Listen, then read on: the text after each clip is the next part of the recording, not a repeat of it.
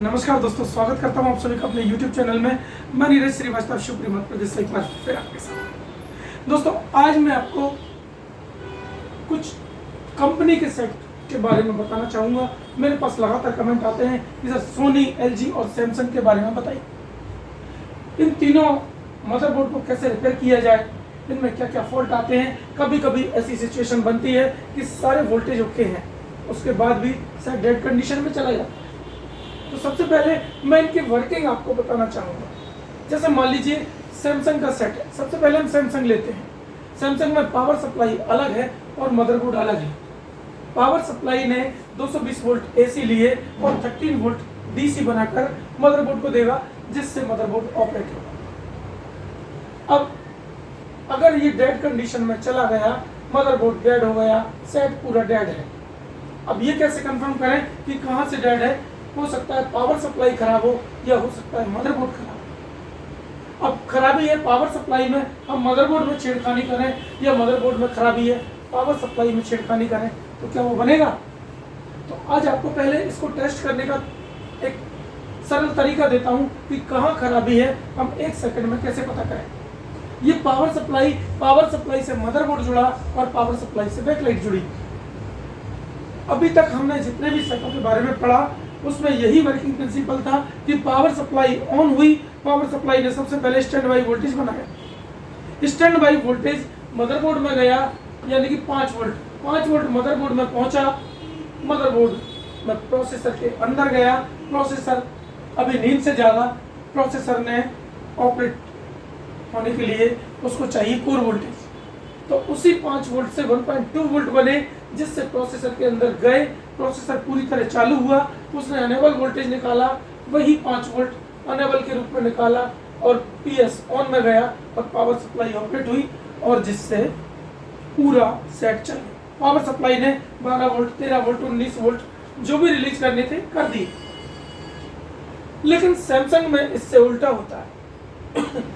बिना stand by volt के ये ऑपरेट कैसे होगा?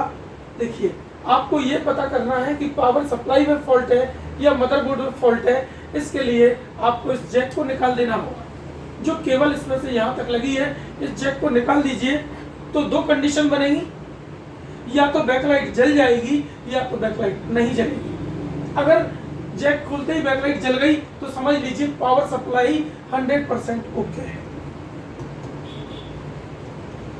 तो जैक हटाते ही इसने वोल्टेज बना दिए, इसका मतलब ये वोल्टेज को ड्रॉप कर रहा है। पावर सप्लाई 100% ओके, और जैक लगाते ही बंद, इसका मतलब मदरबोर्ड में फॉल्ट। और निकालने के बाद बैकलाइट नहीं जली तो पावर सप्लाई 100% खराब, मदरबोर्ड 100% ओके। ये हमने सैमसंग का पूरा डिटेल जान लिया। अगर सेट डेड है तब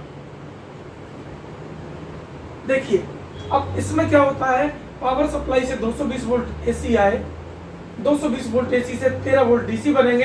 इस 13 वोल्ट से 5 वोल्ट बनेंगे जो USB में जाएंगे, 13 वोल्ट से 3.3 बनेंगे जो मेमोरी में जाएंगे, 13 से 1.8 बनेंगे रैम में जाएंगे, 13 से 1.2 बनेंगे प्रोसेसर में जाएंगे, और 13 से 12 बनेंगे जो कि पैनल में जाएंगे। पूरा मदरबोर्ड, पूरा पैनल, सब कुछ चलता है। ये सैमसंग की थ्योरी थी दोस्तों। अब हम आते हैं LG पर।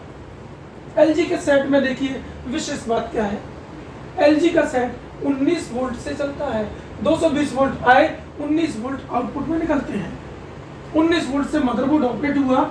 जिस तरह हर मदरबोर्ड में 12 वोल्ट घूमते हैं सभी जगह, या इसमें सैमसंग में 13 वोल्ट घूमते हैं, ऐसे ही इसमें हर जगह आपको 19 वोल्ट देखने को मिलेंगे। 12 वोल्ट कहीं नहीं मिलेंगे।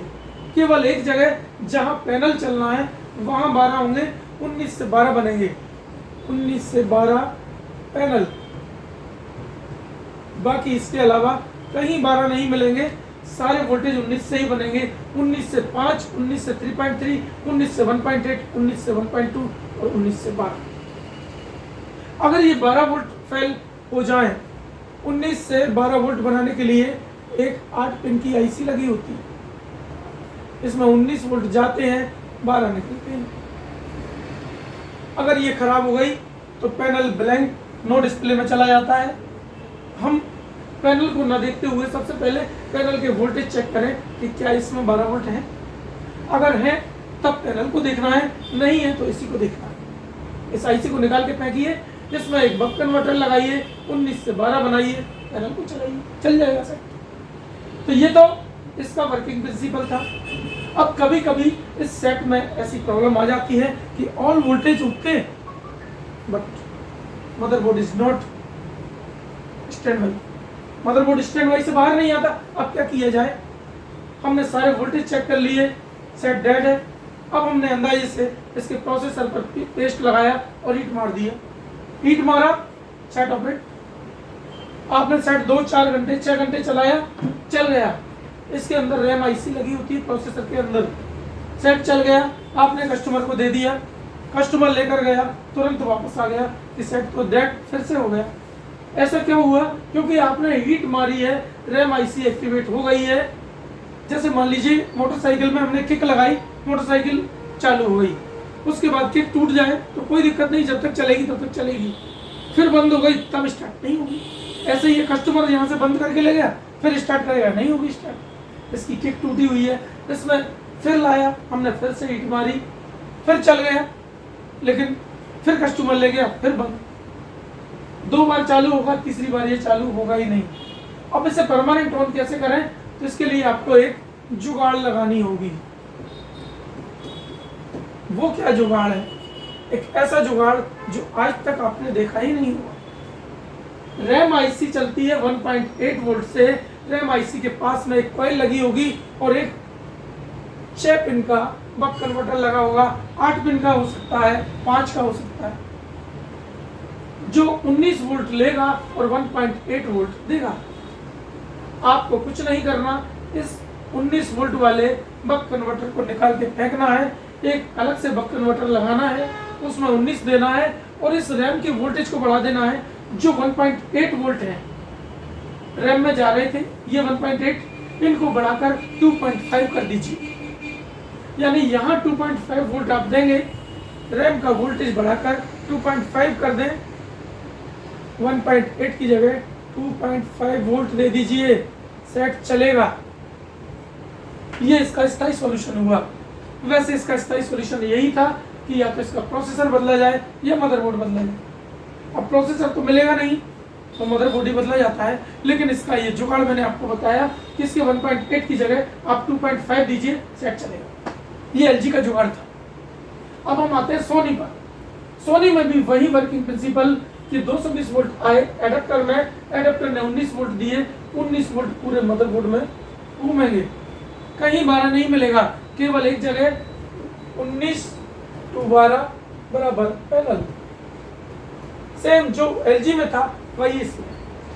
अब 19 से ही 5 बनेंगे, 19 से 3.3 बनेंगे, 19 से 18 1.8, 19 से 1.2 और 19 से ही 12। इसमें भी वही प्रॉब्लम, वही सॉल्यूशन। अब लेकिन इसमें एक और अच्छी बात है, हम कहते हैं कि सोनी का सेट सबसे ज़्यादा मुश्किल होता है, लेकिन दोस्तों सोनी तो सबसे ज़्यादा आसान है अगर सही ढंग से देखा जाए। कैसे, मैं आपको बताता हूँ। सोनी का सेट तो खुद कहता है कि मेरे अंदर इस सेक्शन में प्रॉब्लम है, इसमें काम कीजिए, मैं ठीक हो जाऊंगा। अगर डेड है तो ब्लिंकिंग कोड बताता है, उसकी स्टैंड बाई वाली एलईडी ब्लिंकिंग करने लग जाती है। कभी 3 बार ब्लिंकिंग, कभी 4 बार ब्लिंकिंग, कभी 5, कभी 6, कभी 8। करने को तो 2 से लेके 12 तक ब्लिंकिंग होती है, लेकिन यही मोस्टली आती है 3 टाइम ब्लिंकिंग है। तो आपको देखते ही समझ लेना है कि एबनॉर्मल पैनल वोल्टेज, पैनल में इसके लगे वोल्टेज एबनॉर्मल हो चुके हैं। आपको सीधे पैनल पे पहुंचना है, कहीं मत जाइए, मदरबोर्ड मत देखिए। सेट डेड है, 3 टाइम ब्लिंकिंग में है, आपको पैनल के वोल्टेज ओके करना है, सेट चल जाएगा। 4 टाइम ब्लिंकिंग है, पावर सप्लाई का वोल्टेज कहीं से प्रॉब्लम है, हो सकता है 19 वोल्ट फेल हो सकता है 5 वोल्ट फेल हो सकता है 3.3, 1.8, 1.2, इनमें से कोई वोल्टेज फेल हो गया हो। ये पावर सप्लाई के वोल्टेज है जिसके कारण 4 टाइम ब्लिंकिंग में सेट आ जाता है। आप इनको रिपेयर कीजिए, सेट चल उठेगा। 5 टाइम ब्लिंकिंग देखते ही हमें समझ लेना है कि पैनल आईडी का प्रॉब्लम है। इसके पैनल की आईडी मैच नहीं है, मिसमैच हो चुकी है, इसको आप मैच कराइए, चल जाएगा। अब इसे मैच कैसे कराते हैं आपको अगले वीडियो में बताऊंगा। 6 टाइम ब्लिंक है, देखते ही समझ लेना है कि बैकलाइट की प्रॉब्लम है, ये बैकलाइट खराब हो चुकी है, इनको आप चेंज कीजिए, सेट ओके हो जाएगा। 8 टाइम ब्लिंकिंग, 8 बार ब्लिंकिंग है, समझ लीजिए 100% ऑडियो सेक्शन का फॉल्ट है, ऑडियो आईसी खराब हो सकती है, ऑडियो सेक्शन में कोई पार्ट शॉर्ट हो सकता है कोई पीएफ शॉर्ट हो गया हो, यानी कुल मिला के फॉल्ट 100% ऑडियो सेक्शन का है। तो ये हम जान गए सैमसंग, एलजी और सोनी। मुझे उम्मीद है दोस्तों आपको समझ में आया होगा। अगर आपको ये वीडियो अच्छा लगा तो प्लीज़ एक प्यारा सा लाइक करें और कमेंट करना ना भूलें। मेरे चैनल को सब्सक्राइब कीजिए। मिलते हैं इसी तरह के अगले वीडियो में, तब तक के लिए जय हिंद दोस्तों।